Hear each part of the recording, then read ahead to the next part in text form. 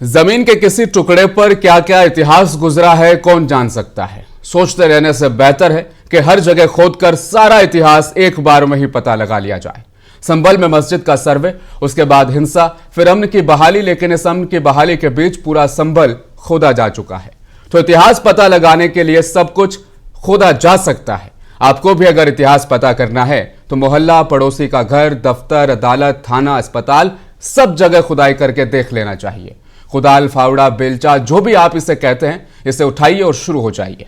वाराणसी, संभल, अजमेर और भोपाल से हमने यही सीखा है कि खोदना ही सबका पहला नागरिक फर्ज भी होना चाहिए। इसलिए देश में कुछ खास लोगों ने भारत खोदो योजना लॉन्च की है, जिसे बीजेपी हुकूमत का पूरा समर्थन भी मिल रहा है।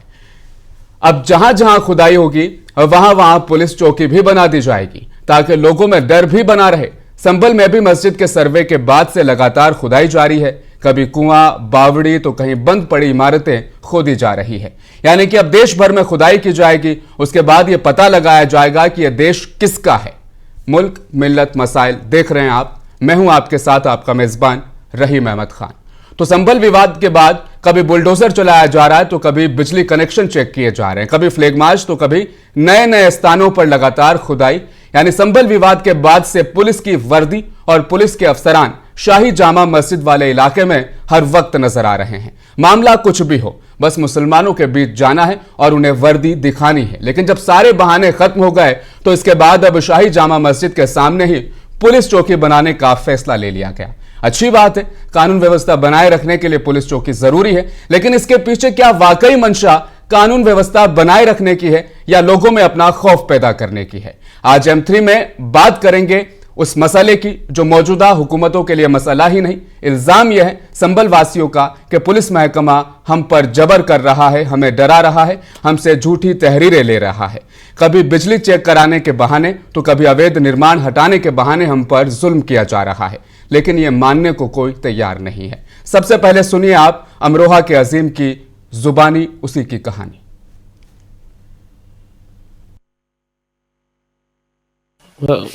वो कह रहे थे तुम्हें झूठी तहरीर देनी पड़ेगी। बोलो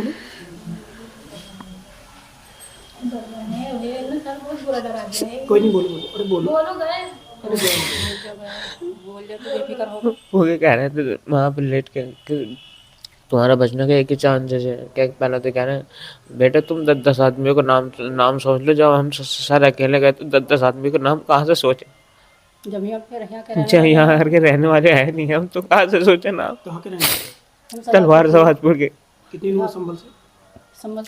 20 किलो 25 होगा। तो यहाँ क्या कर रहे थे उस दिन? यहाँ पे मजदूरी कराए हम यहाँ पे काम करने आए। तो हमसे बोलेगा, मैंने कहा सर हमें क्या करना पड़ेगा, आप जो बोलेगा हम वो करने के लिए तैयार है। तो कह रहे हैं देखो बेटा बात ऐसी है, तुम्हें तहरीर देनी पड़ेगी झूठी।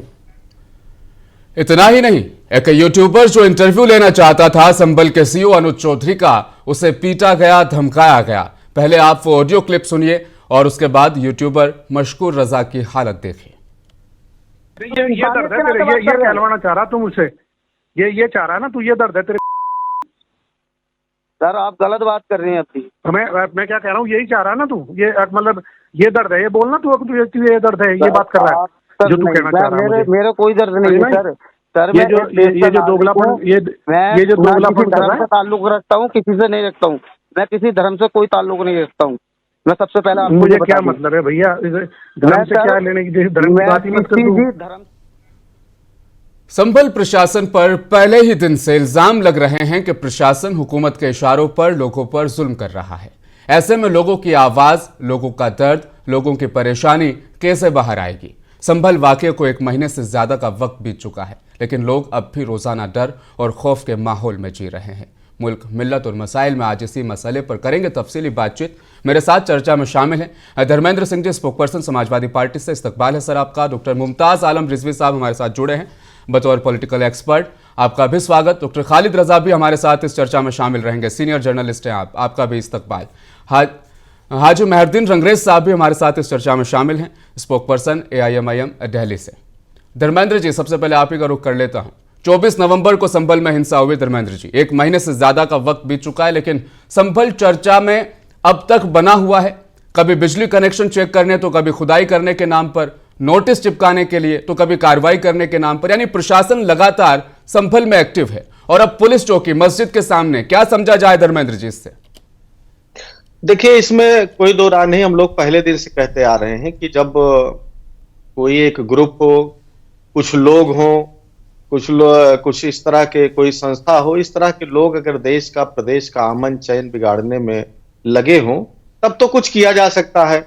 लेकिन जब चुनी हुई सरकार जो संविधान का शपथ लेकर के बैठी हुई है, जिसकी जिम्मेदारी है कि जनता के मसाइल का, आम जनता के हक हुकूक का, बुनियादी सवाल का, जब ये हल करने के लिए जो लेकर के बैठी, जब वही में पैदा करने में, एक वर्ग को चिढ़ाने में, देश का, प्रदेश का माहौल खराब करने में लगी हो, तो आप समझ सकते हैं कितनी गंभीर स्थितियां उत्तर प्रदेश की हैं।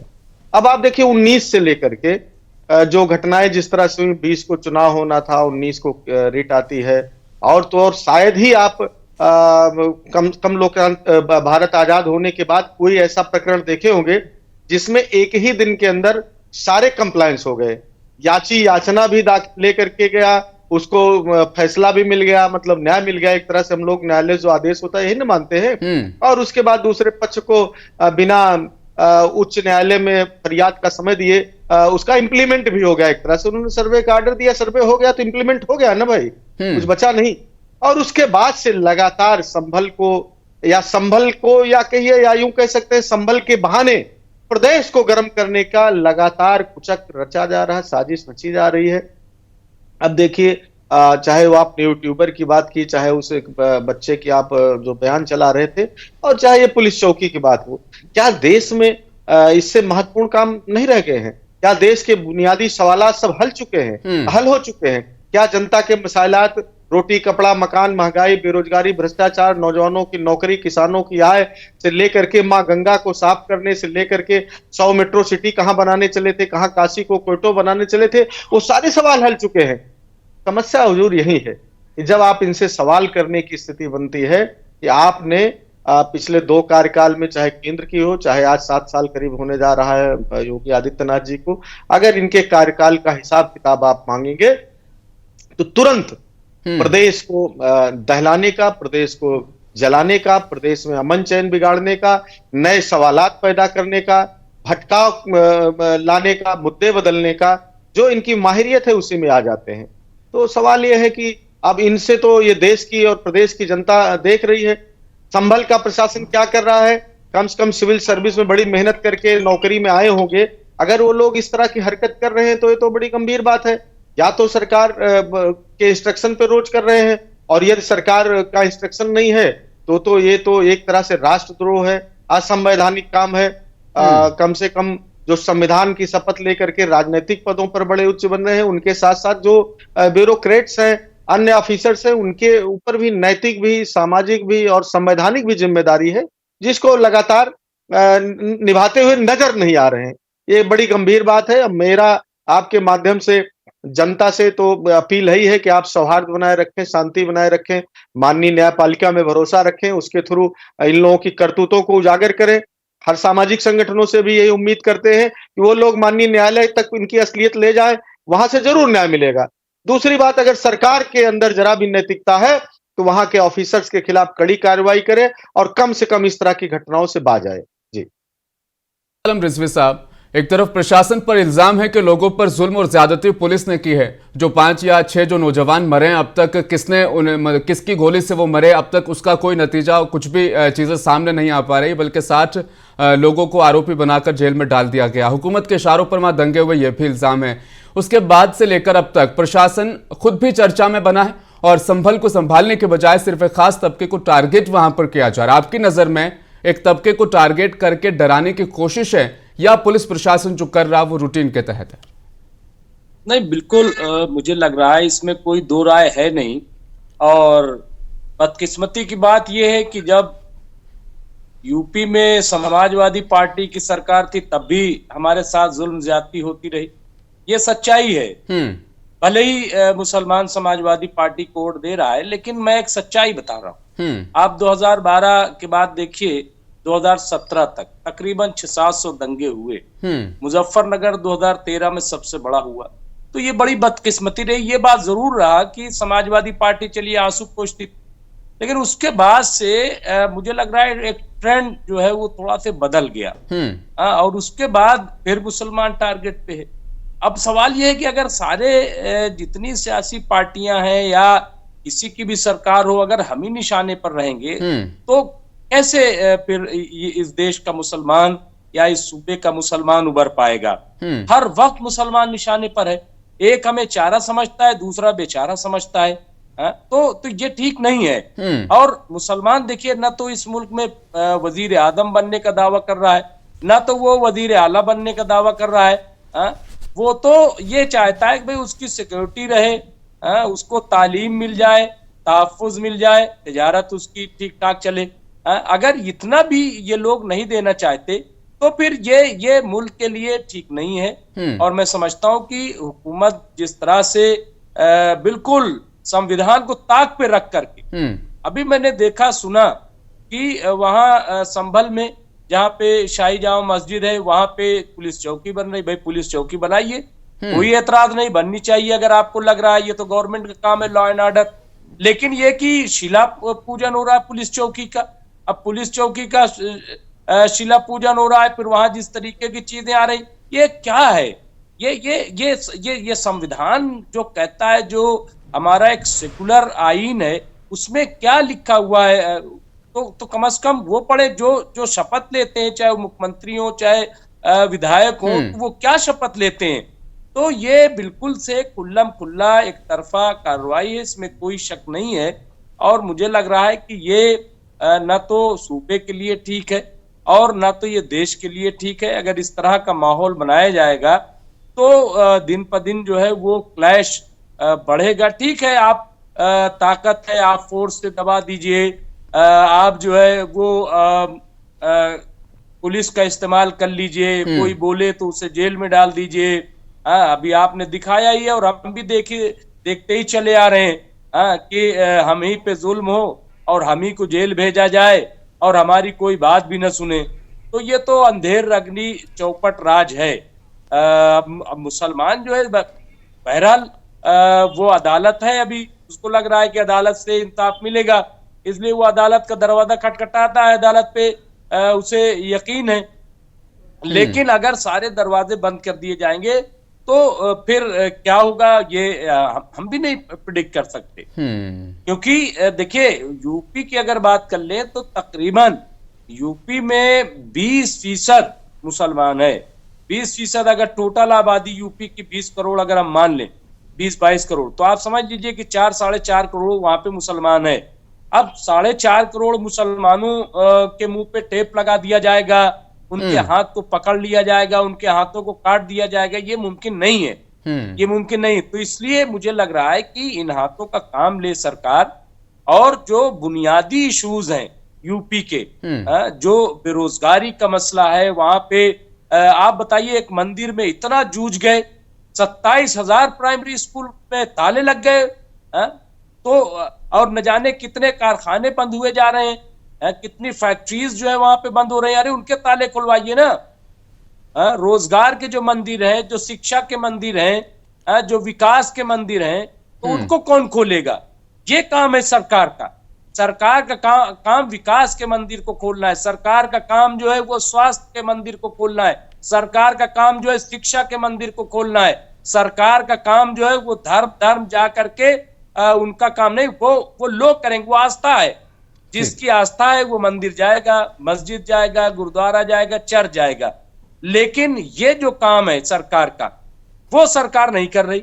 हमने तो नहीं देखा कि कहीं कोई बड़ी फैक्ट्री खोल दी गई हो और उसका उद्घाटन हुआ हो और बड़ा उसका वावैला और शोर रहा हो, साहब बहुत बड़ा कारनामा कर दिया है। कौन से बड़े हॉस्पिटल खोले गए इन दिनों, आप बताइए।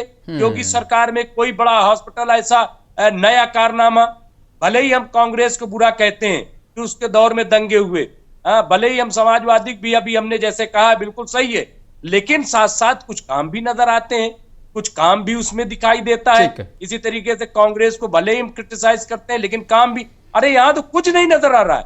यहाँ तो सिर्फ जो है बस लड़ाना लड़ाना लड़ाना, सिर्फ जो है। और मुसलमान पाकिस्तान हाँ, शमशान कब्रस्तान, अरे भाई हद हो गई।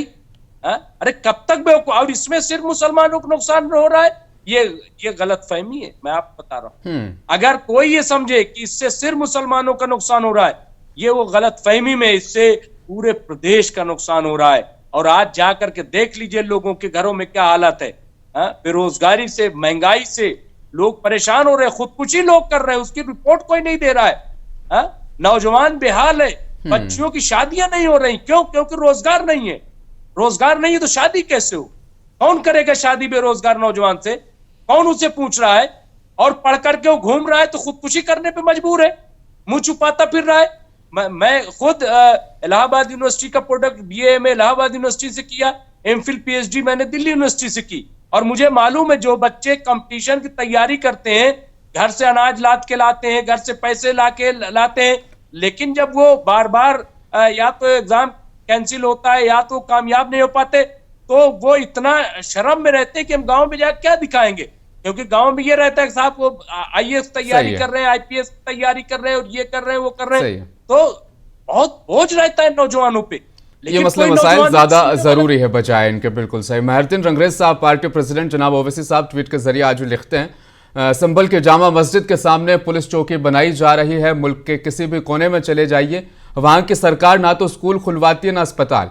अगर कुछ बनाया जाता है तो वो है पुलिस चौकी और शराब खाने। सरकार के पास किसी और चीज के लिए पैसे नहीं होते, बस पुलिस चौकी और शराब खाने के लिए पैसे होते हैं। डेटा खुद ये कहता है कि मुसलमानों के इलाकों में सबसे कम सरकारी सुविधाएं फराहम की जाती है। इसका जवाब प्रशासन ये देता है कि अमन बहाली के लिए और लॉ एंड ऑर्डर को मेंटेन रखने के लिए पुलिस चौकी भी जरूरी है।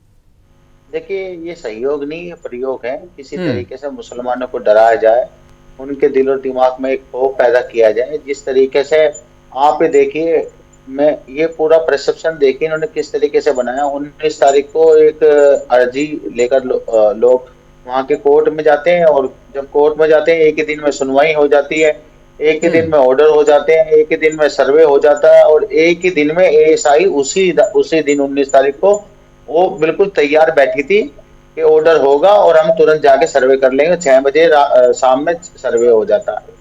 तो जिस तरीके से फिर वहाँ सर्वे हुआ, किस तरीके से वहां पर माहौल बनाया गया, कैसे अयोध्या के बाद दूसरा जो निशाना है अब जो है वो संभल की जमा मस्जिद है, उसमें कैसे वहाँ के पुलिस वालों का जो आपने देखा होगा, उन्होंने किस तरीके से मुसलमानों को गालियां बकी गई, कैसे मुसलमानों पर गोलियां मारी गई, कैसे 5 लोगों को शहीद किया गया, और कितनी 5 से गोली मारी गई कि उनकी गोली आरम पार हो गई। उसके बाद फिर क्या होता है, फिर जो है निशाना बनाया जाता है, उनको उनके घरों को तोड़ा जाता है, उनकी माँ बहनों को गालियां दी जाती है, फिर उनको धरपकड़ होती है, फिर उन लोगों को जो हॉस्पिटल में थे उनको सही इलाज नहीं दिया जा रहा, फिर ब्लैंक पेपर पे उनके साइन करवा रहे हैं कि भाई आप जो है कोरे कागज पे साइन कर दीजिए। मगर अभी हमने बहराइच वाला दंगा देखा, तो उसमें जो वो था मिश्रा जो मरा था, वो लड़का जिसने झंडा उतार कर भगवा झंडा लहराया था, उसको सरकारी जॉब भी मिली, उसे मुआवजा भी मिला। मगर अगर मुसलमान नहीं है तो उसे मुआवजा भी मिलेगा और उसे सरकारी जॉब भी मिलेगी। अगर मुसलमान है तो अभी तक संभल वालों के लिए ना तो मोदी जी का कोई ट्वीट है, ना योगी जी का, ना कहीं वहां का शासन प्रशासन का, ना कोई उनको मुआवजा दिया गया, ना किसी तरीके के लिए उनके लिए कोई हक और हकूक की बात की गई। तो ये सब चीज नजरअंदाज किया जा रहा। तो किसी तरीके से मुसलमानों को सेकंड क्लास सिटीजन इस देश में बनाने के लिए जो काम हो रहा है वो लगातार नफरत किस चीज पे दी जा रही है कि मुसलमानों इस्लामोफोबिया से ग्रस्त तो हो चुके हैं अधिकारी भी, जो संविधान की शपथ लेते हैं उनके लिए सब बराबर होने चाहिए, मगर वो खुद दुश्मनी कर रहे हैं। इतनी तो योगी जी भी जो नफरत नहीं कर रहे जितना शासन प्रशासन मुसलमानों से नफरत कर रहा, उनकी मस्जिदों से नफरत कर रहा, उनकी इबादत गाहों से कर रहा, उनकी टोपी से कर रहा, उनकी दाढ़ी से कर रहा। आप देख ही रहे हो किस तरीके से पूरा माहौल बनाया जा रहा। अभी एक कुंभ का मेला लग रहा, उसमें साधु संतों ने कहा कि हम मुसलमानों को इसमें एंट्री नहीं करने देंगे, कोई दुकान नहीं लगाने देंगे, मुसलमान बाहरी हैं, जैसे अंग्रेजों के टाइम में बाहर लगा दिया गया कि कुत्तों का आना मना है। तो इस तरीके से हमारे खिलाफ एक जो माहौल बनाया जा रहा बीजेपी ने, और उसमें उनका साथ देते हुए साधु संत भी नजर आ रहे हैं।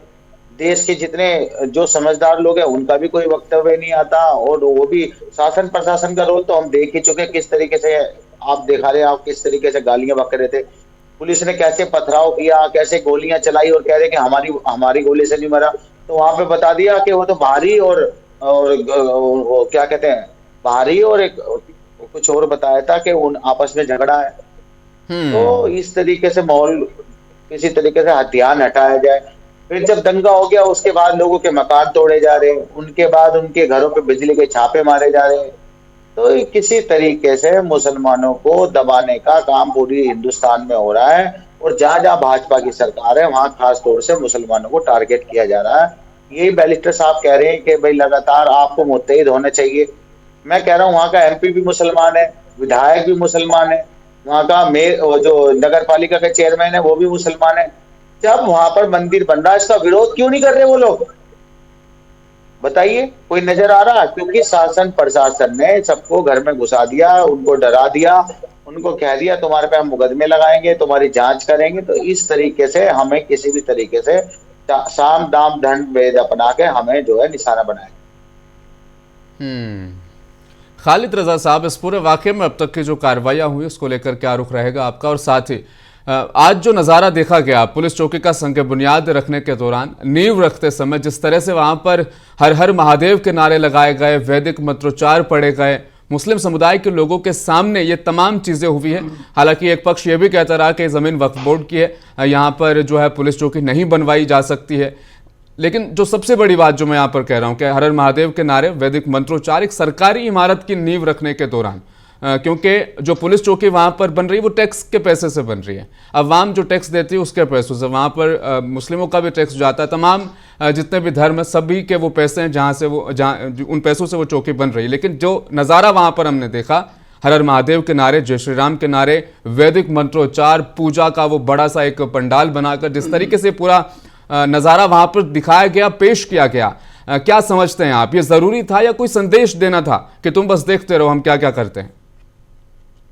देखिए, ये सीधा संदेश देने के लिए इस तरह से किया गया। किसी भी सेकुलर मुल्क, चूंकि इंडिया एक सेकुलर कंट्री है, सेकुलर मुल्क में किसी भी सरकारी तंजीम के जरिए कोई काम किया जाता हो या कोई भी सरकारी दफ्तर हो जहां पर कोई सरकारी काम की शुरुआत हो रही हो, वहां पर किसी एक खास मजहब के रिचुअल्स के जरिए उसकी शुरुआत करना, ये किसी भी सेकुलर स्टेट के लिए खतरनाक है। ये शुरू से होता रहा, या किसी की भी हुकूमत हो, आज़ादी के बाद से मुसलसल ये सिलसिला जारी रहा। तमाम सरकारी दफातर में नारियल फोड़कर और तमाम इस जो रिचुअल्स हैं खास मजहब के, उनके जरिए, इसको कभी कांग्रेस ने भी नहीं रोका, कांग्रेस ने इसको रोकने की कोशिश भी नहीं की। और बाकी वो आज जिस लेवल पर आ गया है वो हम तमाम लोग देख रहे हैं। ये वाकई ऑब्जेक्शनेबल बात है कि कोई भी किसी भी सरकारी दफ्तर का, या ये आज जिस तरह से तमाम लोगों ने देखा टेलीविजन पर कि पुलिस चौकी जो सरकार का एक दफ्तर है, थाने का एक हिस्सा है, उसको जिस तरह से नारे लगाकर, एक खास मजहब के नारे लगाकर, ये यकीनी तौर पर मैं आपकी बात से एग्री करता हूं कि ये सेकुलर स्टेट और तमाम लोगों के टैक्स का पैसा है, उसके जरिए इसकी तामीर हो रही है। जब एक सेकुलर स्टेट में इस और लोगों के आवाम के पैसे से अगर कोई बिल्डिंग या कोई इमारत तामीर हो रही है, उसका संग बुनियाद रखा जा रहा है, तो उसमें किसी एक खास मजहब के रिचुअल्स को फॉलो करना, उसके जरिए उसकी शुरुआत करना, ये कतन नाकाबिल कबूल होना चाहिए और इस पर ऑब्जेक्शन होना चाहिए। ये दीगर बात है कि वो ज़मीन किसकी है, अगर वक्फ बोर्ड की है तो वक्फ बोर्ड के लोगों को और वहाँ जो मकामी लोग हैं जो वक्फ से वाबस्ता हैं, वक्फ तंजीम से, उनको जाकर कोर्ट जाना चाहिए और तमाम इसके जो फोरम है उन ऑब्जेक्शन करने के, उनको रोकने के, वहाँ पर जाना चाहिए। और अगर वाकई ज़बरदस्ती करके वक्फ की ज़मीन पर वो पुलिस चौकी बनाने की कोशिश की गई है तो वो गलत है। लेकिन जहां तक पुलिस चौकी बनाने की बात है कि उसकी जरूरत क्यों आन पड़ी, कि मस्जिद के ठीक सामने पुलिस चौकी बनाने की जरूरत क्यों पड़ी, वो यकीनी तौर पर वो डीमोरलाइज करने के लिए, हौसले को तोड़ने के लिए और लोगों को ये एहसास दिलाने के लिए। क्योंकि मैं पहले भी इस बात को उठाता रहा हूँ, ये सवाल। एक मरतबा दिल्ली के जॉइंट सीपी हमारे इलाके में आए थे। मैं दिल्ली के जामिया नगर इलाके में रहता हूँ, मैं एक सहाफ़ी हूँ और मैं नोएडा में हमारा दफ्तर होता है। जब हम मुल्क के किसी भी हिस्से में जब वाकया पेश आता है, सपोज कश्मीर में कुछ हुआ या मुंबई में कुछ हुआ या मुल्क के किसी दीगर इलाके में, तो हम जब वो खबरें देकर टेलीविजन पर, जब वो खबरें देकर रात में जब हम अपने घर लौट रहे होते हैं, तो जामिया नगर इलाके के पास कालिंदी कुंज एक एंट्री पॉइंट है जामिया नगर के लिए, मुझे पुलिस बैरिकेड वहां पर नजर आता है। वाकया मुंबई में हुआ, घटना कश्मीर में हुई, लेकिन वो पुलिस बैरिकेड जामिया नगर के एंट्री पॉइंट पर नजर आएगा। मैंने ये सवाल पूछा था कि मुल्क के दूसरे इलाके में कोई वाकया पेश आता है तो जामिया नगर के इलाके में पुलिस बैरिकेड और पुलिस बल क्यों बढ़ा दिया जाता है? तो इसका जवाब उनके पास नहीं था। और बस ये बात जो होती है कि लीपापोती करने की कोशिश, नहीं, ऐसा नहीं होना चाहिए। हमने कहा कि ये मेरा हौसला टूटता है जब मैं पूरी दुनिया को खबर देकर आता हूं अपने ऑफिस से, अपने दफ्तर से, अब टेलीविजन पर जब मैं खबरें पढ़कर आता हूं तो, और जब मैं अपने इलाके में घुसता हूं तो तब मैं वहां पर चौंक जाता हूं। और ये मेरे लिए शॉकिंग होता है जब मैं अपनी गाड़ी सीधे तरीके से नहीं ले जा पा रहा होता हूं और मुझे सामने बैरिकेड नजर आता है और कोई पुलिस वाला ये पूछ रहा होता है कि आप कहां से आ रहे हैं इतनी देर और कहां जाना है आपको। वो मेरा इलाका है, हम आज़ाद हैं वहां जाने के लिए। मुल्क के अगर किसी मुंबई में कोई वाकया हुआ तो जामिया नगर में पुलिस बैरिकेड क्यों लगेगा? यही बात मैं कह रहा हूं कि यह हौसला तोड़ने की कोशिश होती है। मुल्क में एक तरह का कैंपेन जो हिडन तरीके से जो चलाने की कोशिश की जा रही है तमाम पुलिस फोर्सेज में और तमाम जो पैरामिलिट्री फोर्सेज में, पॉलिटिकल लेवल पर, सोशल लेवल पर, कि किस तरह से एक खास तबके, एक खास रिलीजन के लोगों को एक मार्जिनलाइज किया जाए, हाशिए पर धकेला जाए, पुश टू द वॉल किया जाए। तो ये मुहिम साफ, और ये उसी का जीता जागता सबूत है संभल में, जिस तरह से आज वो पुलिस बैरिकेड ठीक मस्जिद के सामने बनाने की कोशिश की गई। और सिर्फ बनाने की कोशिश नहीं की, जिस तरह से नारे लगाकर, जिस तरह से गौ प्रॉपर्टी के संगे बुनियाद रखने पर जिस तरह के नारे लगे, यकीनी तौर पर वो काबिल कबूल नहीं है। यहाँ पर मेजोरिटी, ये मुल्क सेकुलर मुल्क है, यहाँ पर मेजोरिटी में हमारे हिंदू भाई हैं। यकीनी तौर पर उनको भी आज़ादी है, हमें भी आज़ादी है, और तमाम मज़ाहिब के लोगों को अपने हिसाब से अपने रिचुअल्स फॉलो करने की आज़ादी है। लेकिन जब सरकारी बिल्डिंग कोई बन रही हो, उसका संगे बुनियाद रखा जा रहा हो या उसका इफ्तिताह हो रहा हो, तो यकीनी तौर पर किसी एक रिचुअल को फॉलो नहीं किया जाना चाहिए। अगर इतना ही रिचुअल की ज़रूरत है तो तमाम मज़ाहिब के बैन मज़ाहिब रिचुअल्स छोटे शॉर्ट पीरियड के लिए छोटे छोटे तरीके से उसमें, जिसको कहते हैं मल्टी रिलीजियस रिचुअल्स में के जरिए उसकी शुरुआत होनी चाहिए। तो बस मेरी शिकायत है हुकूमत से कि तमाम इसमें सिर्फ आज तो ये अपने उरूज पर है ये डिस्क्रिमिनेशन, लेकिन इसकी शुरुआत कहां से हुई? इसको कभी किसी ने नहीं रोका। एक सेकुलर स्टेट में अगर किसी ऑफिस का इफ्तिताह या किसी ऑफिस में अगर नारियल फोड़कर किया जाए तो खास मजहब से उसका वास्ता है, उस रिचुअल का, तो इसको कभी किसी ने नहीं रोका, किसी भी सरकार ने, या वो समाजवादी पार्टी की सरकार हो या वो तमाम मल्टी पार्टी गवर्नमेंट हो सेंटर में, और या कांग्रेस की हुकूमत हो या अब बीजेपी की हुकूमत है, कभी शुरू से किसी ने नहीं रोका। जिसका नतीजा ये है कि आज मामला इस लेवल पर आ गया है जो संभल में नजर आया। बिल्कुल, संभल में जामा शाही मस्जिद के सामने जिस तरीके से पुलिस चौकी का संग बुनियाद रखने से पहले एक खास तबके को एक मैसेज, एक संदेश देने के लिए जिस तरह का वहां पर उद्घोष हुआ, हर हर महादेव के नारों के बीच वैदिक मंत्रोच्चार के साथ जिस तरह से पुलिस चौकी की नींव रखी गई, वो नींव शायद कहीं ना कहीं एक संदेश देने के लिए भी थी। धर्मेंद्र जी, आप ही का रुख कर लेना चाहूँगा। जिस तरह से 5 जाने संभल में जाती है, 24 नवंबर की वो तारीख, उसके बाद पुलिस चौकी बनानी है, ये जहन में आ जाता है, लेकिन वो जो 5 जाने गई थी वो किसकी गोली से गई, उस पर कार्रवाई करनी है, उनके हत्यारों का पता लगाना, ये तमाम चीजें भी तो अभी बाकी है ना सामने। ऐसे में पुलिस प्रशासन पर सवाल भी खड़े हो रहे हैं और पुलिस बजाय इन 5 मौतों की जांच के 60 लोगों को जेलों में ठूंस चुकी है अब तक। कह रहे हैं अभी हमसे पहले हमारे पत्रकार साथी जो कह रहे थे, बड़ी गंभीर बात कह रहे थे कि घटना कहीं होती है और माहौल कहीं और बनाया जाता है। और ये भी सही कह रहे थे कि आजादी के बाद से इस तरह के निर्माण कार्यों में जो कंपनियां या जो ठेकेदार इन्वॉल्व रहते थे वो रिचुअल्स किया करते थे, लेकिन सरकारें कभी नहीं करती थी।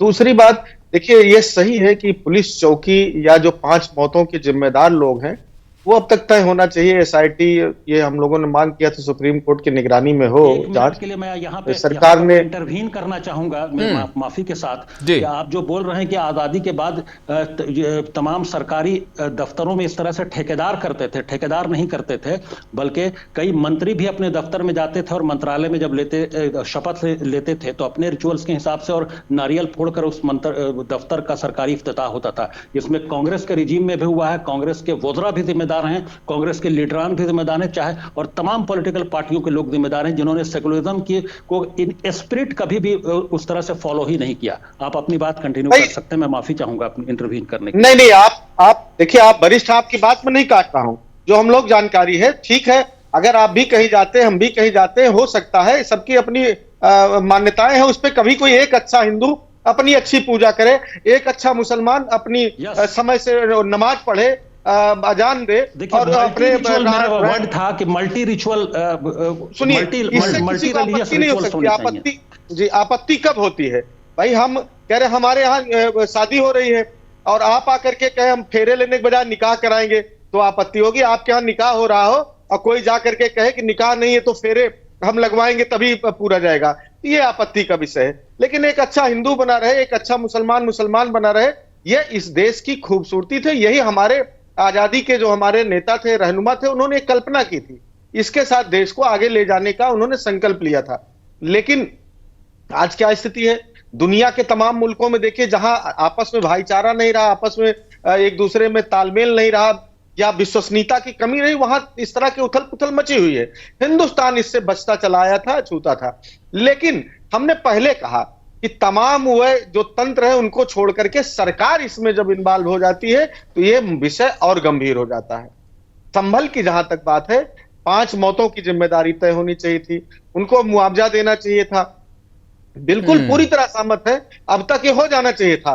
और कम से कम वहां ऑफिसर्स जो कि लगातार एक जो सर्कमस्टेंसेस एविडेंस देखिए, एक कमिश्नर जो वहां के हैं वो वही उसी मंडल में पिछले 8 साल से हैं और बाहर से इंपोर्टेड ऑफिसर हैं, मतलब यूपी कैडर के नहीं है, उसके बाद भी बने, और तमाम अफसरान की कार्यशैली संदेहास्पद है, उसके बाद भी कोई कार्रवाई उनके खिलाफ न होना, यह सरकार की संलिप्तता का सीधा सीधा प्रतीक है, दिख रहा है। दूसरी बात, इस देश में, इस प्रदेश में जो पहले कहा गया, 4 ग्राउंड ब्रेकिंग सेरेमनी हुई, और जो अभी लेटेस्ट चौथी ग्राउंड ब्रेकिंग सेरेमनी में कहा गया कि 14,000 इंडस्ट्रीज या औद्योगिक कारोबार शुरू होने जा रहे हैं, इनका एग्रीमेंट हो गया है, इनके अनुबंध हो गए हैं। 14 नहीं बता सकती है सरकार कि वो 14 फैक्ट्रियों के नाम बता दे, कारखानों के नाम बता दे जो लग गए, चल गए, बन रहे, शुरू हो गए, या उत्तर प्रदेश के नौजवानों को नौकरियां मिल गई। तो सवाल इससे ज्यादा, जमीन खोदने से ज्यादा जरूरी सवाल है कि लोग अमन चैन से रहें, लोगों का जीवन स्तर बढ़े, नौजवानों को नौकरी मिले, किसानों को उनकी आय का, उनकी उत्पाद का उचित और जो मूल्य इन्होंने वादा किया था, जो सरकार जब चुनाव में गए थे, उनका दोगुना उनको समर्थन मूल्य मिले। लेकिन सरकार आप देखिए कितनी संवेदनहीन है। आप देखिए एक किसान नेता है, किसानों की चर्चा हो रही थी, याद आ गया, डल्लेवाल साहब पिछले 30 दिन से अनशन पर है, सुप्रीम कोर्ट इंटरवीन कर रहा है। कितनी शर्मनाक बात है कि केंद्र सरकार, जिम्मेदार अफसर, कृषि मंत्री, देश के गृह मंत्री, किसी का या जो सत्ताधारी पार्टी के लोग हैं, कि कोई उनसे न मिलने की जहमत उठाया, ना उस विषय पे बोलना चाहता है, ना कोई आश्वासन देना चाहता है। इससे ज्यादा विपरीत परिस्थितियां देश की नहीं हो सकती हैं, हमारा कहना। दूसरी बात, आरोप प्रत्यारोप कोई लगे। देखिए अभी हमारे एक साथी कह रहे समाजवादी पार्टी की सरकार में दंगे, समाजवादी पार्टी की सरकार में किसी को उंगली दिखाना, किसी एक वर्ग को दबाना, किसी को दहशत में रखना, चाहे जो हो, कभी नहीं था। सबको समान अवसर, सबको समान अपने रिचुअल्स मनाने की छूट, सब कुछ ठीक है। लोगों में अभी 2 भाई रहते, 4 बर्तन रहते, कोई घटना हुई होगी तो समय से नियमानुसार माकूल तरीके से जो सरकारी और संवैधानिक व्यवस्था है उसके तहत हम लोगों ने, हमारी सरकार ने काम किया। और कौन लोग थे भाई? आप मुजफ्फरनगर का नाम लेते हैं, मुजफ्फरनगर में वही लोग दंगे में थे जो आज सरकार में है। तमाम लोग जेल गए, उसमें कई लोग विधानसभा गए, मिनिस्ट्री भी लिए गए, मंत्रालय भी गए। बहराइच में तो खुद भारतीय जनता पार्टी के विधायक ने भाजपा के नेताओं पर मुकदमा लिखा है, पूरे देश ने, पूरे प्रदेश ने देखा, वो कोई छुपा नहीं, उन्होंने खुद लिखा है कि हमारे यूथ के पदाधिकारियों ने दंगा किया। उसके बाद भी अगर लोगों को यह सवाल विपक्ष से पूछना रहता है तो ये बड़ी चिंताजनक बात है कि आप किससे सवाल कर रहे हैं। आज देश किस जगह पे खड़ा है? आप जो वादे करके आए थे भाई, चाइना का जो इशू हो देख लीजिए, पाकिस्तान से जो इशू हो आप उस पे देख लीजिए, इंडस्ट्रियलाइजेशन के जो इशू थे, देश को आगे बढ़ाने के जो इशू थे, आप ये कहते हैं कि भाई 5 ट्रिलियन इकोनॉमी में गृह मंत्री जी कोई और डेडलाइन देते हैं, प्रधानमंत्री जी कोई और 2024 देते हैं, निर्मला सीतारमण 27 और 28 देती हैं। तो एक तो सामने नहीं है, दूसरे आप किस तरह से उसको हासिल करना चाहते हैं? भाई जनता को, जब जनता की प्रति व्यक्ति आए बढ़ेगी, जनता में अमन चैन होगा, देश के अंदर आपसी भाईचारा होगा तो बढ़ पाएंगे, लोग सुखी होंगे, गांव में पेइंग कैपेसिटी बढ़ेगी तो बढ़ पाएंगे।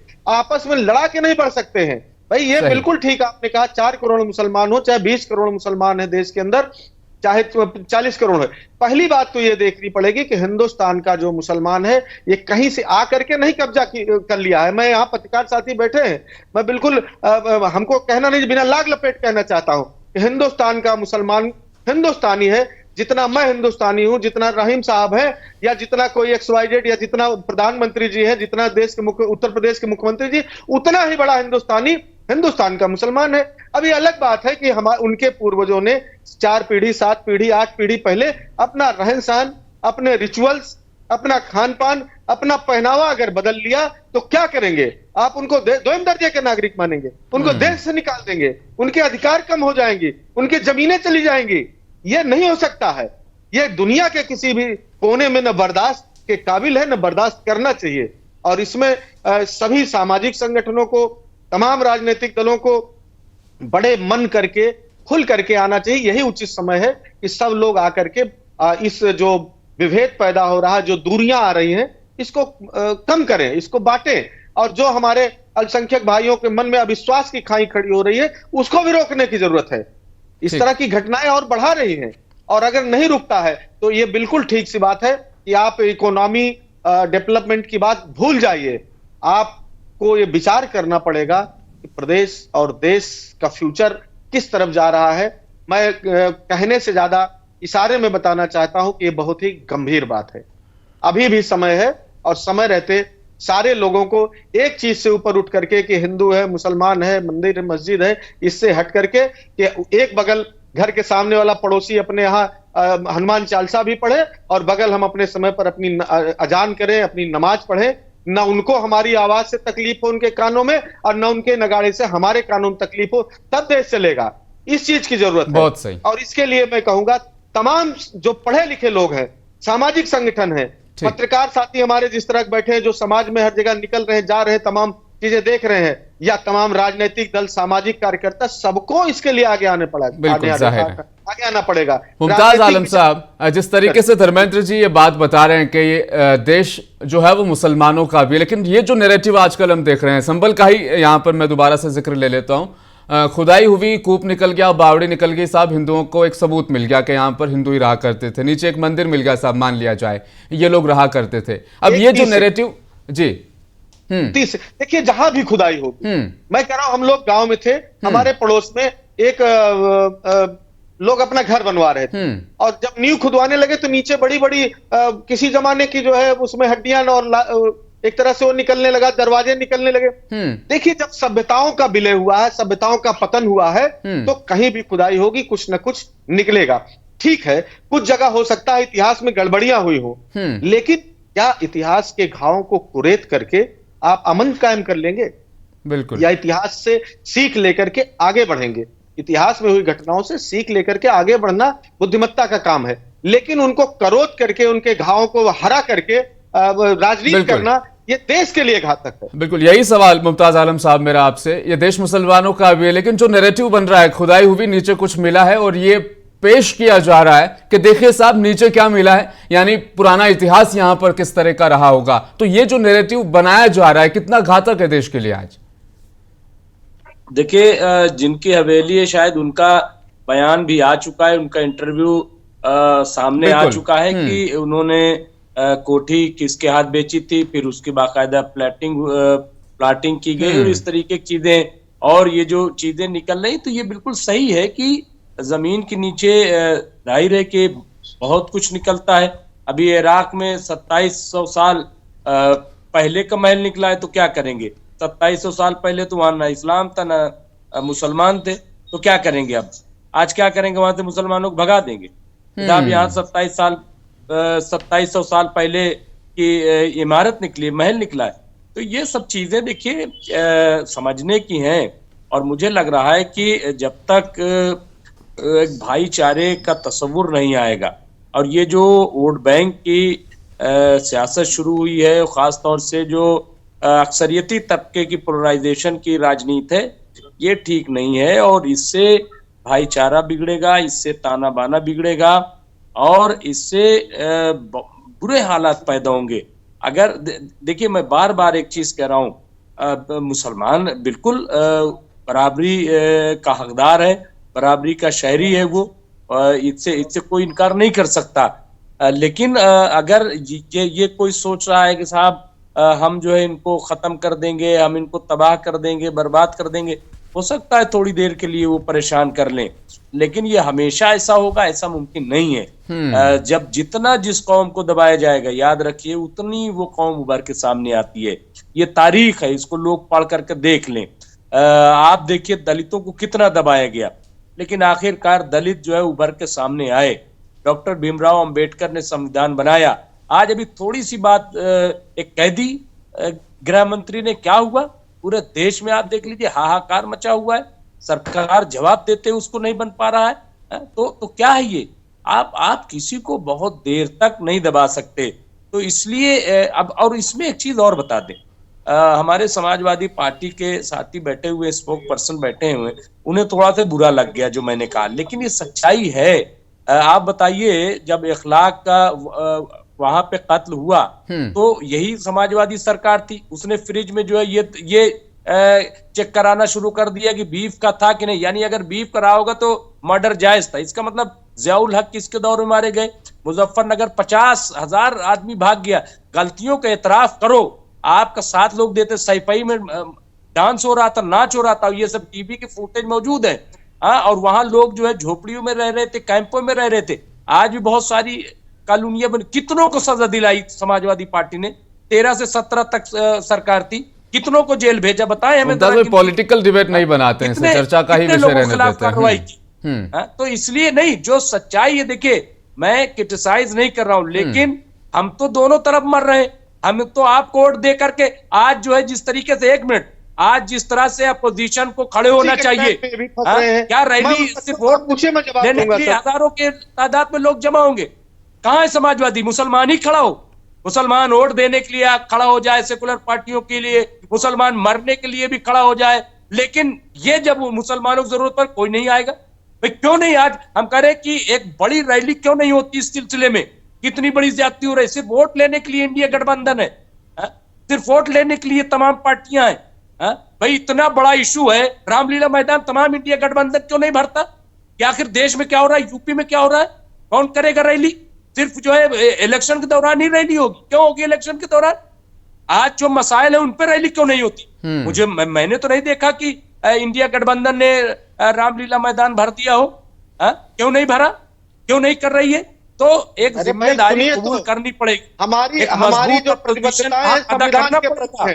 तो कौम को भी जागरूक होना होगा, सिर्फ वोट बैंक बनकर खुद को महदूद नहीं रखना है। मेहरदीन साहब, रंगरेज साहब, आपका रुख कर लेता हूं। जिस तरीके से धर्मेंद्र जी ने एक बात बताई यहाँ पर कि मान लिया जाए 8-9 पीढ़ी से पहले वो एक अलग रिचुअल फॉलो करते थे, एक अलग जगह से, अलग समुदाय से वो आते थे, लेकिन अब उनका एक अलग उनकी शैली बन चुकी है। उन पर जुल्म और बर्बरियत कर देना, वापस अपने, जिसको यहाँ कहा जाता है घर वापसी, साहब कि घर वापसी करवा दी जाएगी, ये जो रिवाज जो आजकल चल पड़ा है, इसको क्या देखते हैं आप, किस तरीके से लेते हैं? देखिए, बर्बरता का जो मामला लगातार बताया जाता है कि मुसलमान तो 7-8 पीढ़ी पहले हिंदू थे। देखो हम तो थे नहीं, तब हम उन पर कोई डिस्कशन नहीं करना चाहते। मगर जिस तरीके से आज बर्बरता मुसलमानों के खिलाफ हो रही है, जो सेकुलर हिंदू है, जैसे हमारे धर्मेंद्र भाई जो बहुत अच्छे प्रवक्ता हैं सपा के और बहुत अच्छी बातें कर रहे हैं, इन्हें जैसे मुमताज भाई ने बताया, रामलीला मैदान में जाके इकट्ठा हो गया सारे समाजवाद वाले पार्टी वालों को, उनको इकट्ठे होकर, जैसे कांग्रेस है, बीजेपी, आम आदमी पार्टी है, जितने भी सेकुलर पार्टियां हैं, ये एक प्रदर्शन करे कि मुसलमान भाइयों के साथ जो जुल्म हो रहा है भारत में, उसके खिलाफ सबको उजागर करे, अवेयरनेस। तो ये काम ये नहीं करेंगे, बट टीवी डिबेट्स में आकर और अपनी बातें करके अपने बात खत्म हो जाती है। भुगतना मुसलमान को पड़ता है। अब ये बताइए, जिन अधिकारियों ने मुसलमानों को मारा संभल में, वो अभी तक वहां पर मौजूद है, उनको नहीं हटाया गया अभी तक शासन प्रशासन ने वहां के, ना योगी जी ने। तो इसका मतलब क्या है कि ये खुद चाहते हैं कि इस तरीके का माहौल बना रहे बीजेपी के। तो उनका एक वोट बैंक है जो वो बहुत खुश होता है जब मुसलमान को परेशान देखता है, मुसलमानों की आंखों में आंसू देखता है, मुसलमान को बेचारा देखता है, तो वो बहुत खुश होता है।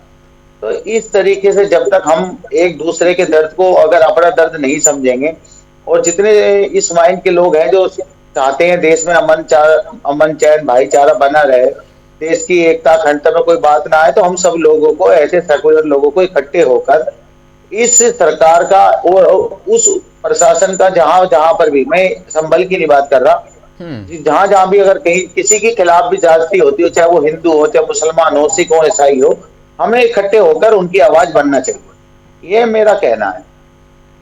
अब एक ज़रूरी और एक अहम सवाल खालिद रजा साहब आप ही से, ये जो खुदाई कल्चर है, भारत खोदो योजना जो लॉन्च की जा चुकी है, क्या ये खोदा जो जा रहा है, जो खुदाइयाँ आजकल चल रही है, चाहे वो संभल हो या और भी दीगर मकामात हो, किस तरीके से आप इस चीज़ को लेते हैं? आखिर ये खोद के क्या ढूंढा जा रहा है और इसका रिजल्ट क्या है? कुछ समझ में भी तो नहीं आ रहा।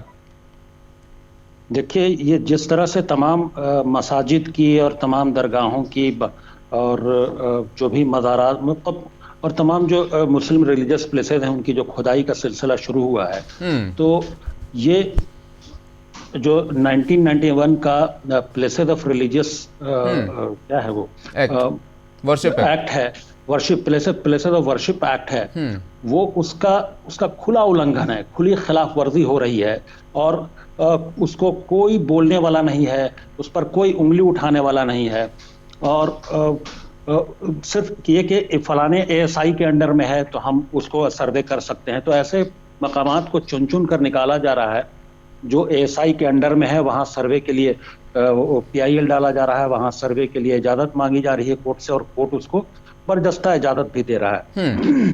मुल्क में ये जो भारत खोदो योजना चल रही है, भारत खोदो का जो कल्चर हो गया है, वो उससे पहले भी जो हालात रहे हैं, जो जैसा डॉक्टर मुमताज आलम रिजवी ने जिस तरह से निशानदेही की कि पहलू खान और तमाम इस तरह के जो वाकयात हुए मॉब लिंचिंग के, और कभी गाय के नाम पर, कभी बीफ के नाम पर लोगों को, बेकसूर लोगों को मार देने की जो मुहिम चली, उस वक्त भी तमाम हुकूमत के जो जिम्मेदार थे वो खामोश रहे। और मैं वज़ीर आज़म से भी तमाम लोगों ने रिक्वेस्ट की कि अपनी लबकुशाई करें, ज़ुबान खोलें, लेकिन उन्होंने खामोशी इख्तियार करना बेहतर समझा। तो ऐसे हालात मुल्क में बन गए हैं कि अमीर गजलबाश का वो शेर याद आता है मुझे कि उसी का शहर वही मुद्दई वही मुनसिफ, हमें यकीन था हमारा कसूर निकलेगा। हालात अब यहाँ तक आ गए हैं कि चाहे कुछ भी हो हालात, ऐसा लगता है कि अल्टीमेटली भुगतना मुसलमानों को ही है। लेकिन जैसा मुमताज साहब ने कहा, मैं उनकी बात से इत्तफाक करता हूँ कि बहुत लंबे वक्त तक किसी भी कम्युनिटी को, किसी भी चीज़ को, किसी भी हालात को दबाया नहीं जा सकता। वो बाउंस बैक करता है। वो एक स्प्रिंग की तरह, स्प्रिंग जैसे हालात होते हैं, स्प्रिंग को अगर खींचिए, जितना भी खींचिए, एक बार अगर वो छूटा तो फिर वो क्या नतीजा होगा इसका अंदाज़ा लगाया जा सकता है। इसलिए अभी भी वक्त है, जैसा कि धर्मेंद्र साहब ने कहा कि अभी भी वक्त है, हालात पर कंट्रोल कर लेना चाहिए हुकूमत को, वरना स्प्रिंग जैसे हालात ना हो या वैसे हालात ना हो कि दबाते दबाते वो बाउंस बैक कर जाए कोई, तो तब मुल्क का बहुत बड़ा नुकसान होगा। मुल्क बार बार हुकूमत की तरफ से, वज़ीर-ए-आज़म की तरफ से दावा किया जाता है कि हम मुल्क की तीसरी बड़ी इकोनॉमी बनने जा रहे हैं, हम विश्व गुरु बनने जा रहे हैं, हम विश्व गुरु हो चुके हैं उस, और मोहन भागवत जी कहते हैं कि हमें दुनिया को राह दिखानी है, हमें विश्व गुरु की राह पर बनने की राह पर चलना है। तो अगर मुल्क में ऐसे हालात होंगे कि जहां जिस तरह के मुसलमानों के साथ ये जो सबसे बड़ी जो मेजॉरिटी है या जो सबसे बड़ी माइनॉरिटी है, यानी सेकंड लार्जेस्ट, अगर मेजॉरिटी के एंगल से देखें तो सेकंड लार्जेस्ट मेजॉरिटी है, उसके साथ ऐसा हो रहा है, कौन सा इन्वेस्टर है कौन जो हिंदुस्तान में इन्वेस्ट करना चाहेगा? अगर हम ग्लोबल इन्वेस्टर्स की बात करें तो इकोनॉमी को हम कहाँ ले जा रहे हैं? सिर्फ जुबानी दावे से कुछ नहीं होता कि हम तीसरी बड़ी इकोनॉमी बनने जा रहे हैं, 5 ट्रिलियन इकोनॉमी हो जाएंगे, उससे कुछ नहीं होगा। मुल्क के हालात बेहतर नहीं होंगे, यहाँ ट्रेड के हालात बेहतर नहीं होंगे, यहाँ बिजनेस के हालात बेहतर नहीं होंगे, तो रिसर्च नहीं होगा, तमाम जो चीज़ें हैं वो सब एक दूसरे से रिलेटेड हैं, तो हम इकोनॉमी हमारी बेहतर नहीं होगी, फिर हम दुनिया को कौन सी राह दिखाएंगे, फिर हम विश्व गुरु बनने की राह पर कैसे गामजन होंगे? ये एक बड़ा सवाल है। इसलिए धर्मेंद्र जी की बात से मैं इत्तफाक करता हूं कि अभी भी वक्त है कि हम हालात को कंट्रोल कर लें, मुल्क को सेकुलरिज्म की राह पर ले जाते हुए जो मल्टी कल्चरल जो सोसाइटी रही है हमारी, उसको कायम रखें, उसके बहुत फैब्रिक को उसको हम नुकसान न पहुंचाएं। अभी भी वक्त है, हम संभल जाएं और ताकि मुल्क बच जाए। बहुत बहुत शुक्रिया खालिद रजा साहब। धर्मेंद्र जी आपका भी बेहद शुक्रिया, और साथ ही मेहरदीन रंगरेज साहब और मुमताज़ आलम साहब भी हमारे साथ जुड़े रहे। आप सभी का तहे दिल से शुक्रिया, आपने अपना कीमती वक्त हमें दिया। नाज़रीन, बताते चले मुल्क मिल्लत मसाइल में आज जो मौजू हमने बहस में शामिल किया, जो इस टॉपिक पर हम लगातार बातचीत करते रहे, वो यही था कि जितना भी जिस कौम को डराने की कोशिश की जाए, लेकिन एक वक्त वो आएगा, वो सवेरा एक अपने वक्त पर तुलू होगा जब तमाम चीज़ें ठीक और सही नज़र आने लग जाएगी। मुल्क मिल्लत मसाइल में आज के लिए फ़िलहाल बस इतना ही। मिलूंगा आपसे, इजाज़त, बने रहे मुंसिफ टीवी के साथ।